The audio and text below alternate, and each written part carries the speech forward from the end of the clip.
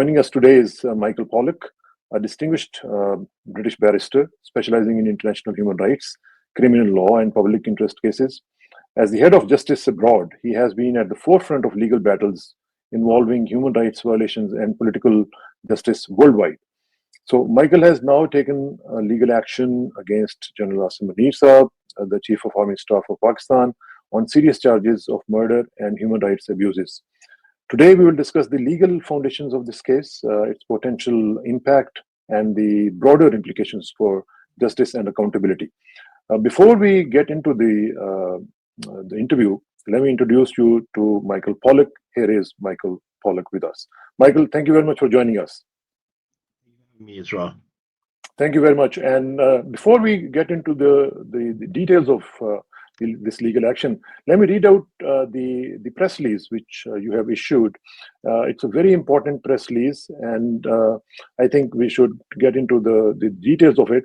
And you said, upon instructions from the Pakistani diaspora, I have made a formal request to the Attorney General for consent to privately prosecute General Asim Munir, who is currently in the United Kingdom. This is in relation to attacks on protesters, including the use of live rounds during the Islamabad massacre. The evidence in this matter should be considered objectively by the courts, and all of General Munir's fair trial rights will be protected. The case has also been referred to Metropolitan Police SO15 team. So, can you give us some details and also tell us the legal the grounds, because what specific legal grounds I would like to know, and evidences are you presenting in the UK courts to support the lawsuit against General Asim Munir? What we did was, yesterday we found out that General Asim Munir was in the United Kingdom through Pakistani press releases. None of the British press had actually covered the fact that he was there. So those who are concerned about what has taken place in Pakistan, in particular the Islamabad massacre, where live rounds were used against protesters, asked me to act for them to bring a case. In relation to the law, under English law, the crimes of torture and crimes against humanity have extraterritorial reach. That means that the offences don't have to be committed in the United Kingdom for the courts to have jurisdiction. But for these offences, you need the consent of the Attorney General of England and Wales. So what we did last night is we wrote to the Attorney General asking for consent to prosecute. We also referred the matter to the Metropolitan Police. They have a special team called SO15, who are meant to investigate international crimes, such as crimes against humanity, torture, that type of thing. So we made a request of them to investigate as well. Mm-hmm. Okay, so legal grounds. You talked about legal grounds, and you talked about his presence in the UK, but he left already. Jurisdiction challenges. If we talk about them, considering General Munir's position in Pakistan, how do you address potential challenges related to jurisdiction and the applicability of UK laws to foreign military officials? So British law doesn't have an exception for foreign military officials of any type. Although General Munir may no longer be in the United Kingdom, I'm not sure if that's right or not, the case would continue, because we would ask the Attorney General to give us a ruling and to give us a decision about prosecuting in the future, because it's very likely that he'll come back to the United Kingdom again. As far as we know, he didn't have any immunity. He wasn't granted any immunity to come to the United Kingdom. So he could have been prosecuted and should have been prosecuted whilst he was in this country.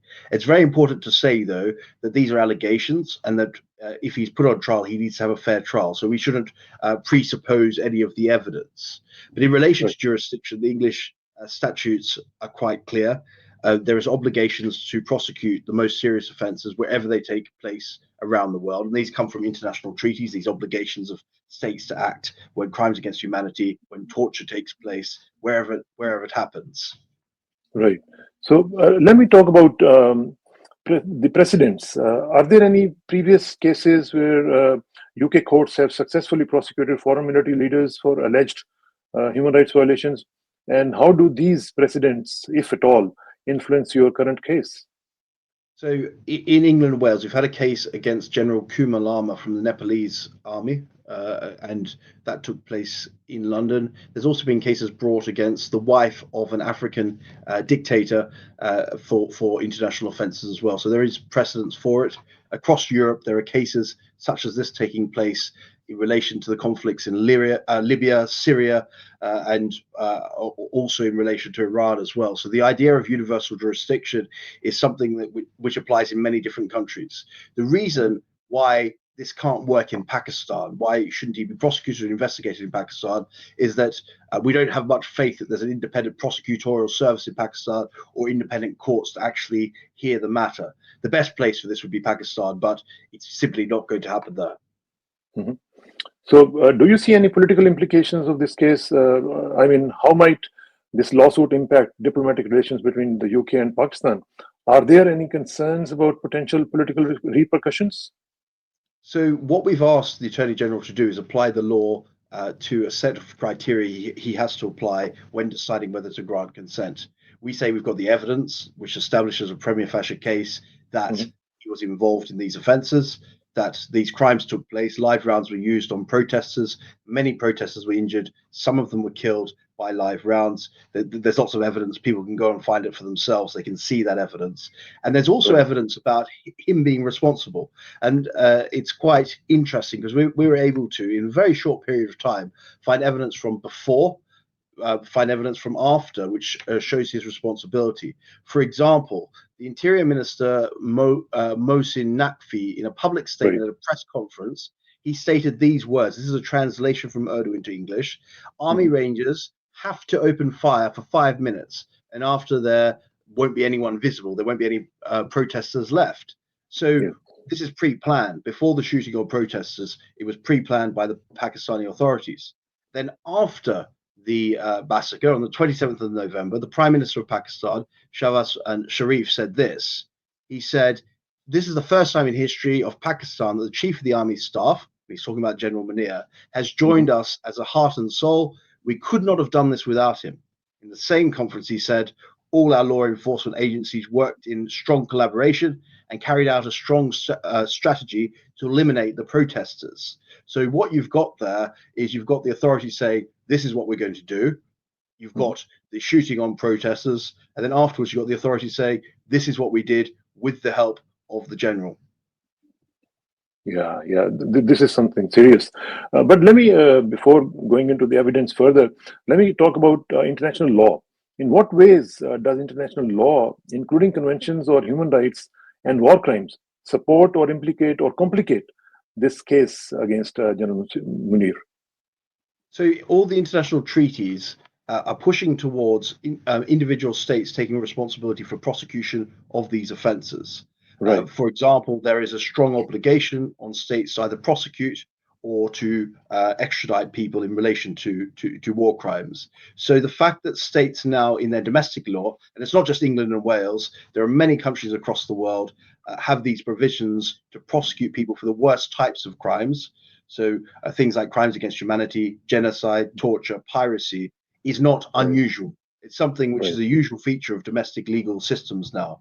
For example, I've got a case in Argentina where we're bringing a case for the Uyghur people, the Muslim people of China against the Chinese regime there. And that case is ongoing in Argentina, and we don't need any special link to Argentina. It's similar to what we're doing in this case. So it's not unusual for domestic systems, wherever they are, across Europe, across South America, to have provisions to prosecute these kind of crimes. And the reason for it is, in the past, in history, we've seen those kind of offenses carried out against civilians because of their religion, because of their politics, because of their ethnicity. And we've worked out that there are some crimes which are so serious, we can't just leave it to the state to prosecute them. Because if this was left to the state authorities in Pakistan, we're very unlikely to see a proper investigation or prosecution. Okay, let me talk about evidence collection. What challenges have you encountered in gathering the credible evidences, as you were talking about, from Pakistan, especially given potential risks? Sorry, I just had a phone call there. I'm sorry. I was just talking about the collection of evidence. What kind of challenges have you encountered in gathering credible evidence from Pakistan, especially given potential restrictions and the current political climate? Well, evidence from Pakistan is particularly difficult because of how repressive Pakistan is. There are numerous accounts of people trying to give evidence in relation to this case or other matters in relation to Pakistan, especially after the election which took place last year, Right. where family members have been arrested and tortured and mistreated because of what somebody says outside of Pakistan. We have had numerous cases in the United Kingdom of individuals whose family members have been picked up in Pakistan. So I can understand when people are scared to provide evidence, but it's so important that people do speak up and provide Right. evidence, because if nobody talks about something, it gets brushed under the carpet and nothing happens in relation to it. And I was speaking earlier to a journalist from Pakistan who asked questions about this and said, well, aren't you just acting for one side in a two-party conflict? But it's in Mhm. every person's interest, every Pakistani person's interest, for Pakistani people to be able to protest, whether it's against the Right. current government or the next government or the government after that, whether it's in relation to religion or anything, any social issue. People need to Right. know that they can go out and protest and they won't be subject to live firing from the armed forces of Pakistan.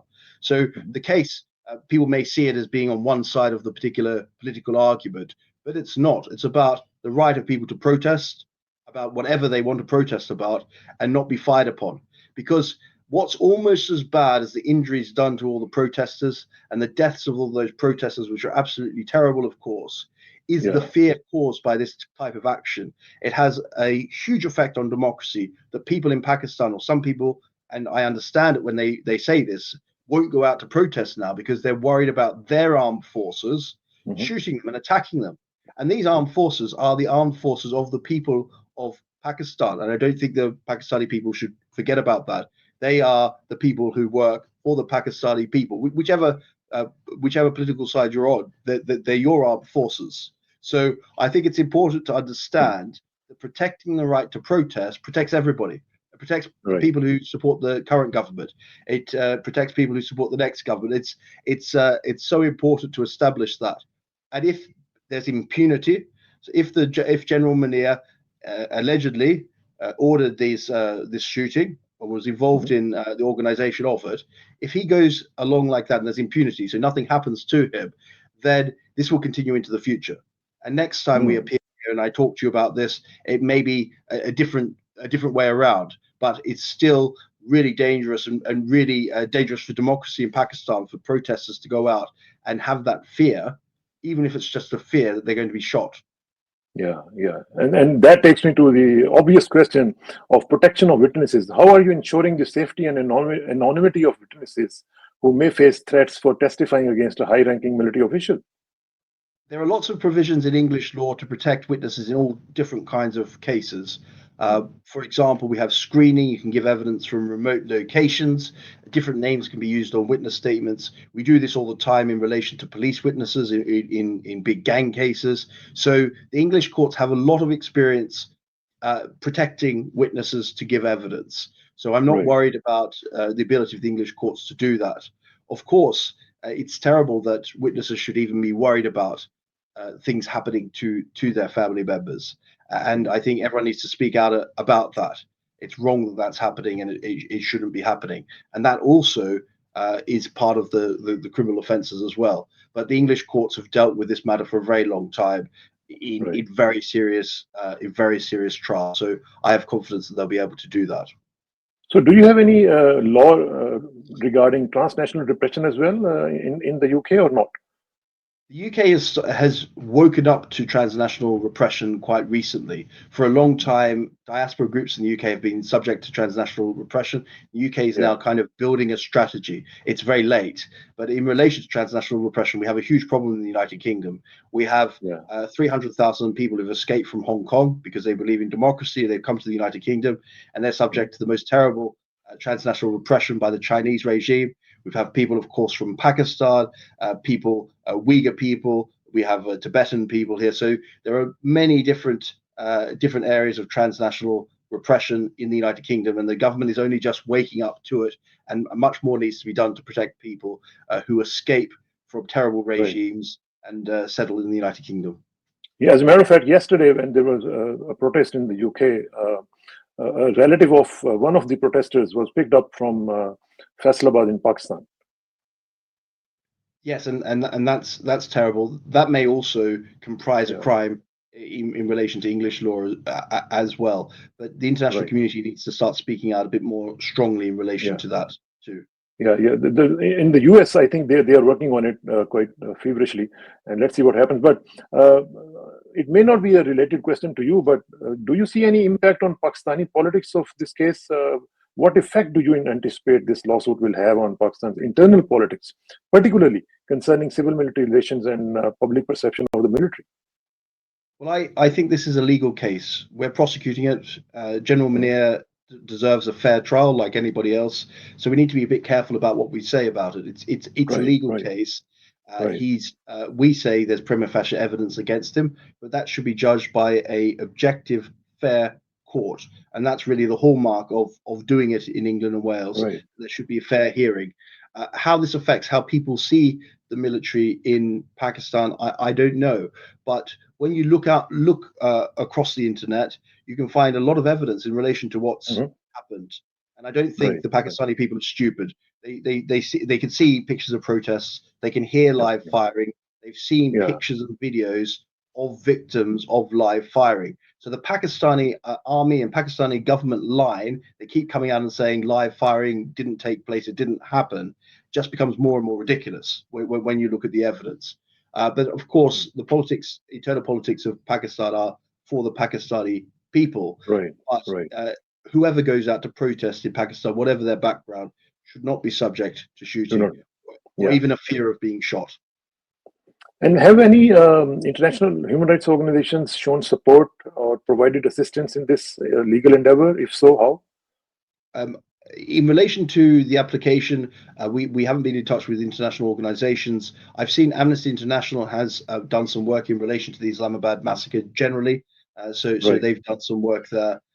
But the evidence Do is you see there it for us to happening? see. Do you see it happening?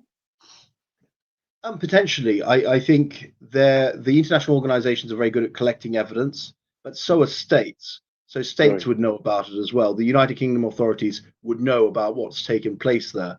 There are very many dual national Pakistani British people. There's no way that the British authorities don't know that live firing took place on protesters at the Yeah. behest of the government of Pakistan. Right. Okay. Let me ask you a personal question.